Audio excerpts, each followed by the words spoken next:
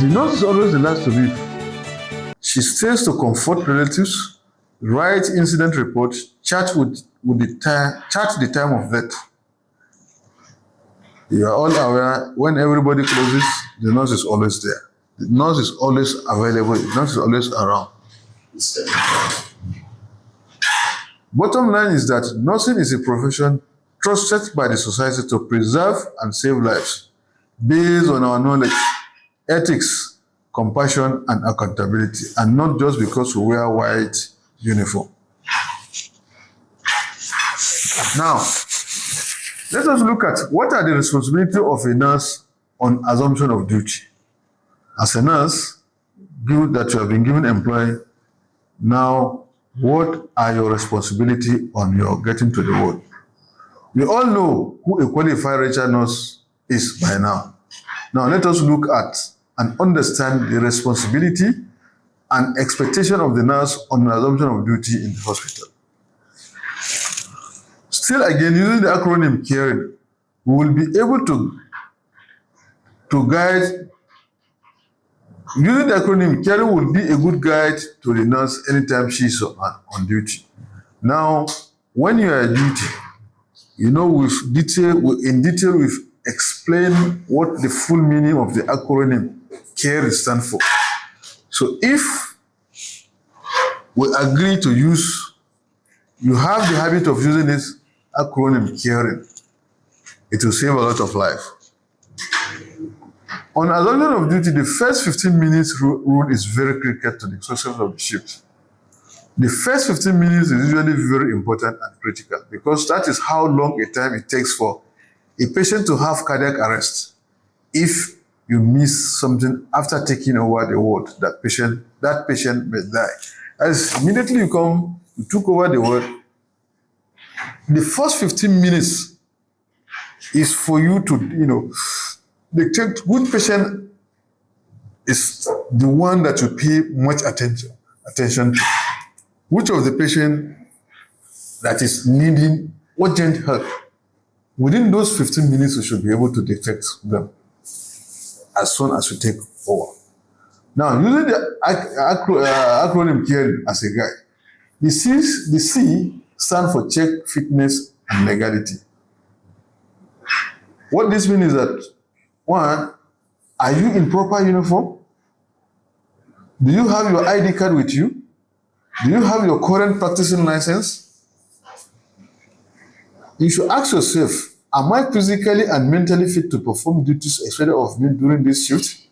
If not, inform your superior in time. What this is telling you is that immediately you arrive, you should always have your ID card with you, your current practicing license, that is, and then you should equally ask yourself, are you okay physically and mentally? Because you'll be of no use to the patient in the ward if you are sick. So that is why it is very important whenever you are sick, go and see the doctor so that proper you will be given an excuse duty so that you don't become a liability in the ward. You are sick, you will not function properly. So it is better you go take care of your own health first before anything. Unfortunately, nurses take care of the patient, but most at times they fail to take care of themselves. And if you are sick, instead of just you say you manage, it is better you see the doctor or inform your superior as mentioned, so that your superior can now make quick arrangement of who is to take care of your duty so that you go and rest.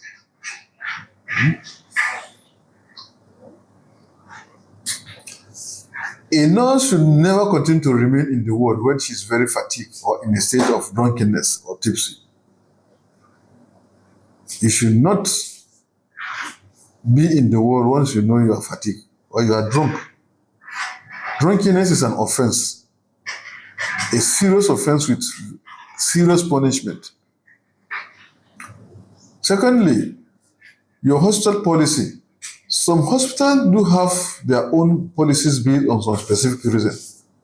So on being employed, make sure you read and understand those policies. This is telling you that you need to, read the hospital policy when you are employed.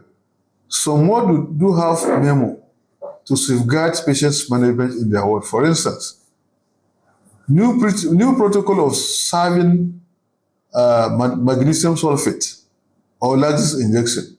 In some wards, they have their rule of serving specific drugs. Now, for instance, laxative. In some wards, they'll, indicate that anytime there's blood transfusion of more than 1 pint, furosemide injection should be given. And then magnesium sulfate